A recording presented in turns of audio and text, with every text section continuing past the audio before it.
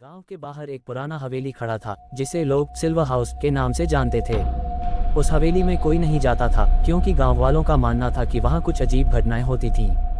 कहा जाता था कि हवेली में एक महिला की आत्मा बसी हुई थी जो रात को रोती थी और कभी कभी लोगों को अपनी ओर खींचने की कोशिश करती थी।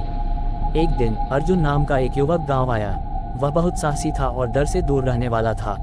उसने गांव वालों से हवेली के बारे में सुना और सोचा कि क्यों न वहां जाकर खुद अपनी आंखों से देखे कि क्या सच में कुछ अजीब है या ये केवल अफवाहें हैं। रात के समय वह हवेली की ओर चल पड़ा।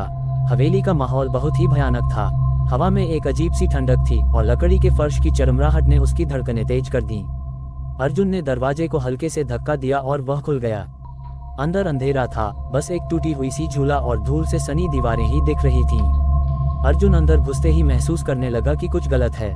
उसकी आंखों के सामने एक धुंधली सी आकृति नजर आई जो धीरे धीरे एक महिला का रूप लेने लगी। महिला की आंखों में गहरा दुख और क्रोध था। उसने अर्जुन को देखा और धीमे से बोली, तुम यहाँ क्यों आए हो? अर्जुन ने डरते हुए जवाब दिया, मैं सिर्फ ये देखना चाहता था कि यह सब सच है या नहीं। महिला की आंखों से आंसू बहने लगे और उसने कहा, मुझे यहाँ कैद किया गया था।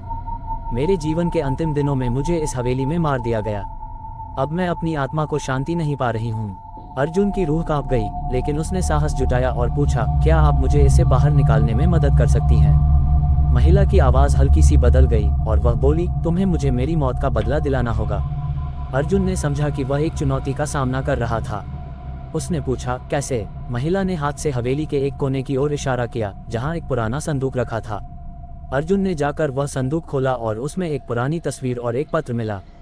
पत्र में लिखा था कि हवेली के मालिक ने महिला को धोखा देकर उसे मार डाला था।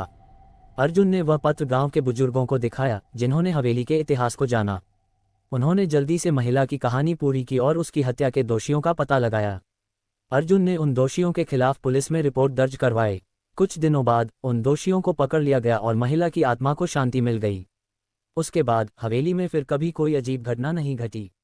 अर्जुन ने अपनी बहादुरी से न सिर्फ एक आत्मा को शांति दी बल्कि गांव को भी उस डर से मुक्त कर दिया।